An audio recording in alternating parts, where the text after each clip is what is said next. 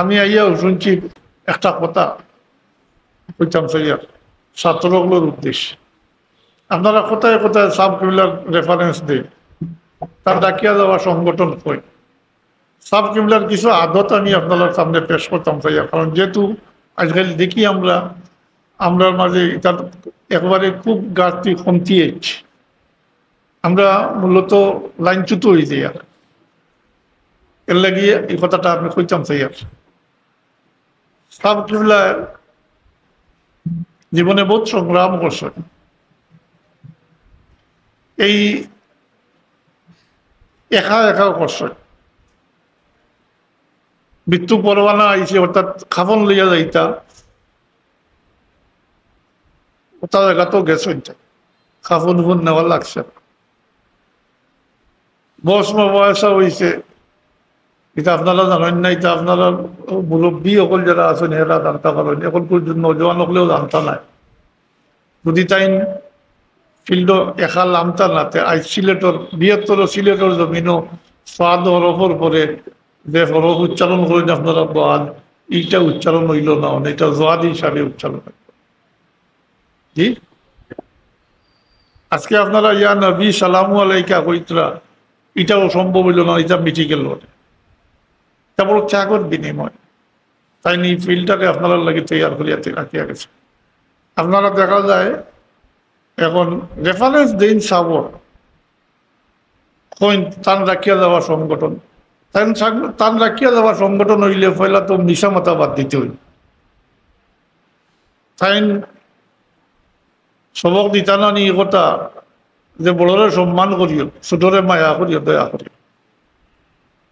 এটা তো তার নিজের বানাইল কথা না, এটা তো হাদিস শরীফর বাবার তো কইতা, মাল্লাম ইয়ারহাম সগীরানা ওয়ালাম ইয়াকির কবীরানা ফালাইসা মিন্না।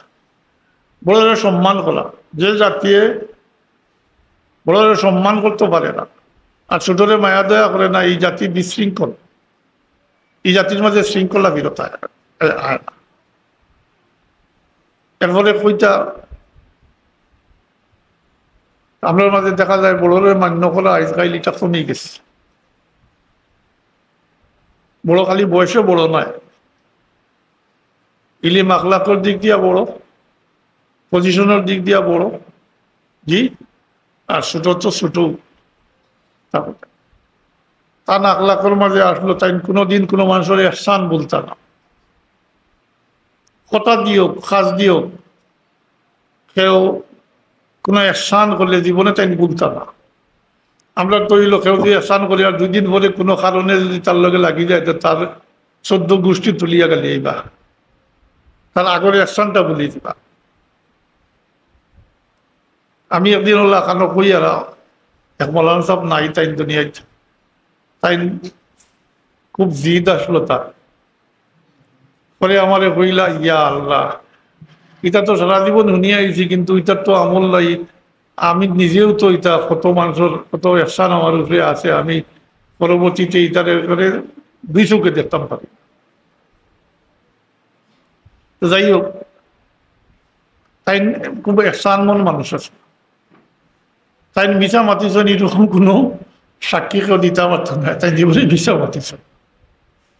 তাই ব্যবহার দিয়া মানুষরে দুশ্মন হইলেও আর দুষ্ট তার ব্যবহার দিয়া তাই যে তার কাঁচা লইছে তানরে তার ব্যবহারে ইয়ে গেছে, কিতাব হয়ে গেছে, তার পরিবর্তন আসছে ব্যবহার। কিন্তু আমরা ব্যবহার আজ কি হোক,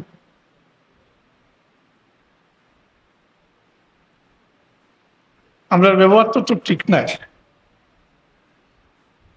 তো 2-3টা কথা কইলাম, তার সম্পর্কে কইলে আরো বহুত কিছু কোয়ার আছে, কিন্তু আমি আল্লাহর ওয়াস্তে অনুরোধ করব, এই 2-4টা কথা কোয়ার উদ্দেশ্য হইল সবসময় হইন আপনারা যারে মানুষ তার অনুসরণ করতে হয়,